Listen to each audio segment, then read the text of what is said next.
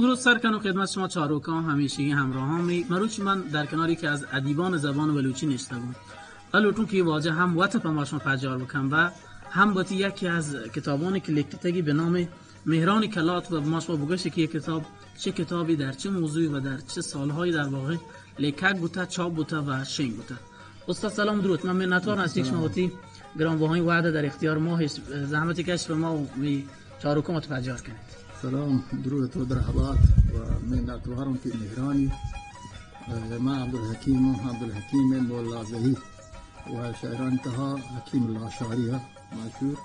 و لاشار نیم بیاکم بزن کوچ و شعر شاهری هم منی عشق و علاقه. بله استاد جی ما را در مورد کتاب مهران کلات بگوشی و بگوشی که چی کتابی و در چه حیطه‌ای در واقع موضوع چی؟ جی ها وجایه مهران کلات منی سیومی کتابه سیومی مجموعه کتاب منی و معنی مهران کلات یعنی قلعه عشق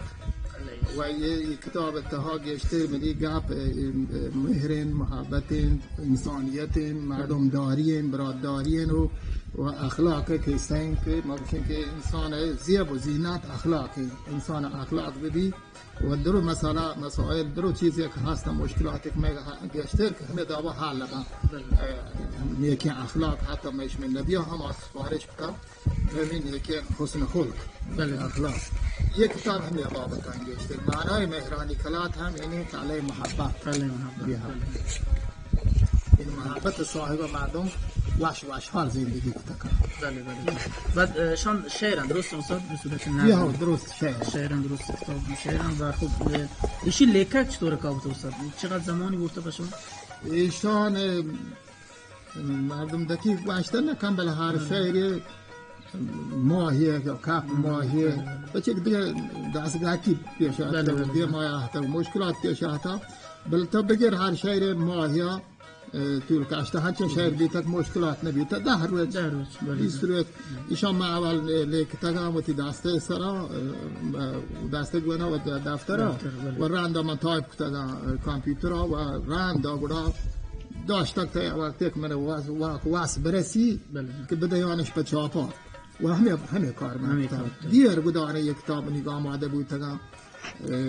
هفتین دانگان هفت دانگ هنی آماده یان که داتگان کلیات هم چاپ نبیگن یه هفتین کتابه و بله همشی نصیب بیتا و الان چاپ بود تگان و باز من یه چیزا خوشحالم که منی راج دیگه ما پیش کنه بله بعد استادی این شعران لیکک و خب مهران کلات شما لیکک چه کار بوده شما مقطعی به صورت 2 سال متصل نشته یک کتاب لیکته یا مجموعه شعرهای از گذشته تا به الان که شما در یک مجموعه در قالب یک کتابی با عنوان غزل و عاشقانه صادر نه یه پیم نبودم منی شعر انسان ذوقی بله هر وقت یک ذوقی احتا در بابت مثلا لاشارا تحقیق من انجام داتا آیه نوشته چه رام نویسیه ببید یا نظم و شعری ببید آیه من چطور افتم بعد دیگه موضوع اگر دیگه مواد که آن هم جدا افتم و موضوع در مورد اخلاق و انسانیت و برابری و سرسوی که مردمان میشمی چاگرد چطور وحشه بی ایشان جدا کتگم نی بر حسب همه جدا کنگا یه مهرانی کلات من جدا کتگ دیگه شعر در هم نویسد بود تگم ممکنه یه ماهی ها سی موضوع شعر من لیکتب بله جدا کتگم و مجموعه یعنی یه مجموعه ممکنه مال چندین سال ببینید جی ها درسته جی مال چندین سال دیگه اکثرا نوشته نکتاش بله صورت متصل نبود